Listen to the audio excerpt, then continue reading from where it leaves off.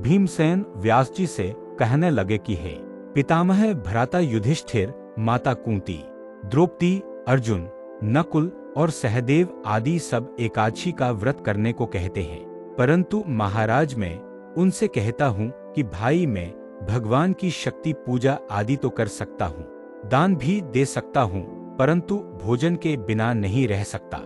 इस पर व्यास जी कहने लगे कि हे भीमसेन, यदि तुम नरक को बुरा और स्वर्ग को अच्छा समझते हो तो प्रति मास की दोनों एकादशियों को अन्न मत खाया करो।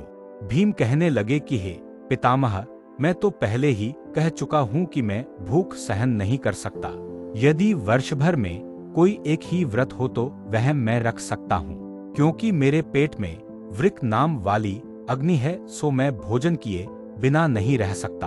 भोजन करने से वह शांत रहती है, इसलिए पूरा उपवास तो क्या, एक समय भी बिना भोजन किए रहना कठिन है।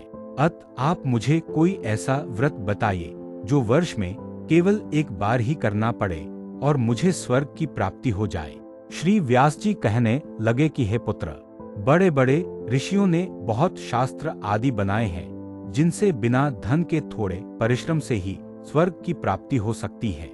इसी प्रकार शास्त्रों में दोनों पक्षों की एकादशी का व्रत मुक्ति के लिए रखा जाता है। व्यास जी के वचन सुनकर भीमसेन नरक में जाने के नाम से भयभीत हो गए और कांपकर कहने लगे कि अब क्या करूं? मास में 2 व्रत तो मैं कर नहीं सकता, हाँ वर्ष में एक व्रत करने का प्रयत्न अवश्य कर सकता हूँ। वर्ष में एक दिन व्रत करने से यदि मेरी मुक्ति हो जाए तो ऐसा कोई व्रत बताइए।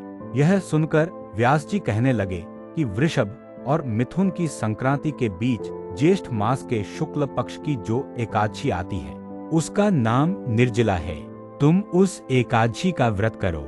इस एकादशी के व्रत में स्नान और आचमन के सिवा जल वर्जित है। आचमन में 6 मासे से अधिक जल नहीं होना चाहिए, अन्यथा वह मद्यपान के सदृश हो जाता है।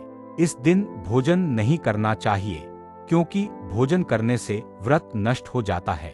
यदि एकादशी को सूर्योदय से लेकर द्वादशी के सूर्योदय तक जल ग्रहण न करे तो उसे सारी एकादशियों के व्रत का फल प्राप्त होता है। द्वादशी को सूर्योदय से पहले उठकर स्नान आदि करके ब्राह्मणों का दान आदि देना चाहिए। इसके पश्चात भूखे और सत्पात्र ब्राह्मण को भोजन कराकर फिर आप भोजन कर लेना चाहिए। इसका फल पूरे एक वर्ष की संपूर्ण एकादशियों के बराबर होता है। व्यास जी कहने लगे कि हे भीमसेन, यह मुझको स्वयं भगवान ने बताया है। इस एकादशी का पुण्य समस्त तीर्थों और दानों से अधिक है। केवल एक दिन मनुष्य निर्जल रहने से पापों से मुक्त हो जाता है। जो मनुष्य निर्जला एकादशी का व्रत करते हैं उनकी मृत्यु के समय यमदूत आकर नहीं घेरते, वरन भगवान के पार्षद उसे पुष्पक विमान में बिठाकर स्वर्ग को ले जाते हैं। संसार में सबसे श्रेष्ठ निर्जला एकादशी का व्रत है, इसलिए यत्न के साथ इस व्रत को करना चाहिए। उस दिन ओम नमो भगवते वासुदेवाय मंत्र का उच्चारण करना चाहिए और गोदान करना चाहिए। इस प्रकार व्यास जी की आज्ञानुसार भीमसेन ने इस व्रत को किया, इसलिए इस एकादशी को भीमसेनी या पांडव एकादशी भी कहते हैं।